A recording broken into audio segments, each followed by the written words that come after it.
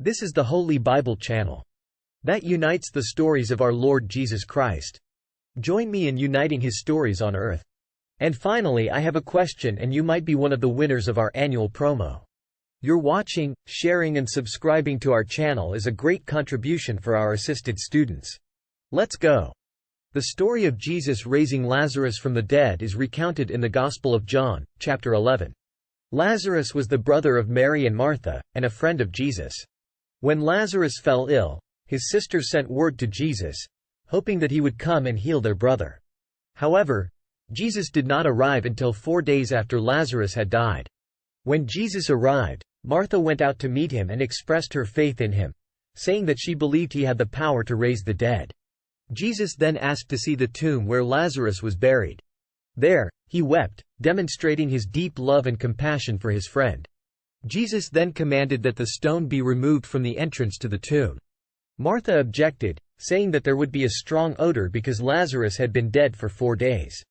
But Jesus urged her to have faith, and the stone was rolled away. Jesus then prayed to God, thanking him for hearing his prayer and expressing his faith that God would raise Lazarus from the dead. He then called out in a loud voice, "Lazarus, come out." To the amazement of all who were present, Lazarus emerged from the tomb, still wrapped in his burial clothes.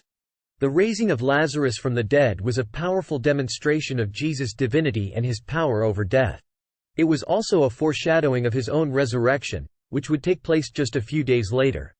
This event played a significant role in the spread of Christianity, as many who witnessed it came to believe in Jesus as the Son of God. How God created the universe. The creation of the earth is described in the book of Genesis in the Old Testament of the Bible. According to this account, God created the earth and everything in it in 6 days, resting on the 7th day. The account states that, on the first day, God created light and separated it from darkness.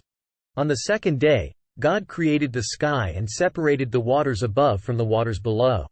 On the third day, God created dry land and vegetation.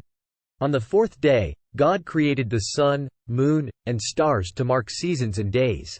On the fifth day, God created sea creatures and birds. On the sixth day, God created land animals and humans.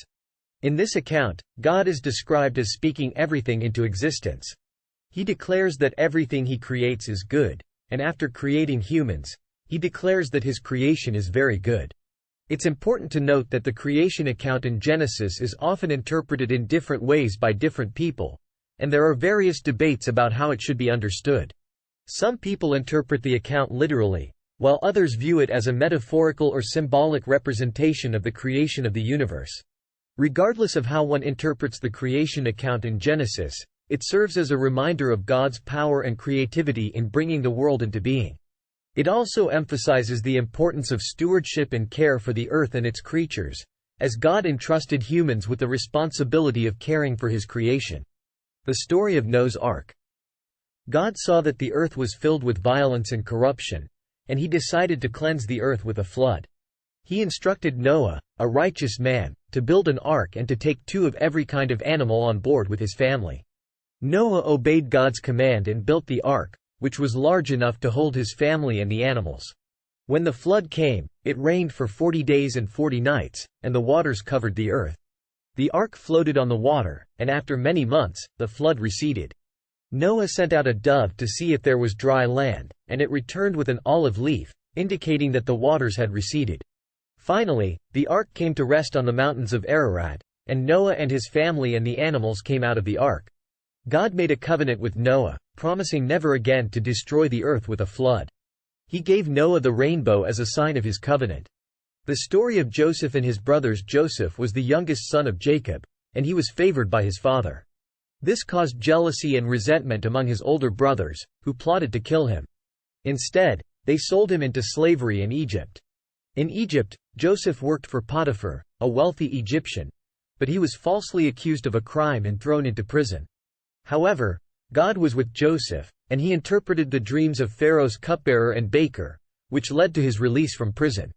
Pharaoh also had a dream, and Joseph interpreted it as a warning of a coming famine.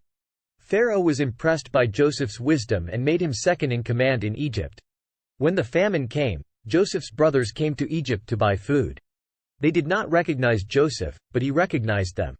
Joseph tested his brothers to see if they had changed, and eventually revealed his identity to them. Joseph forgave his brothers and reconciled with them. He also brought his father and his entire family to Egypt, where they settled in the land of Goshen. Joseph's story is a powerful testimony to God's faithfulness and sovereignty, even in the midst of difficult circumstances. This is the question. The story of Jesus raising Lazarus from the dead is recounted in the Gospel of John, chapter. Just comment your answer. Don't forget to share and subscribe. Thank you.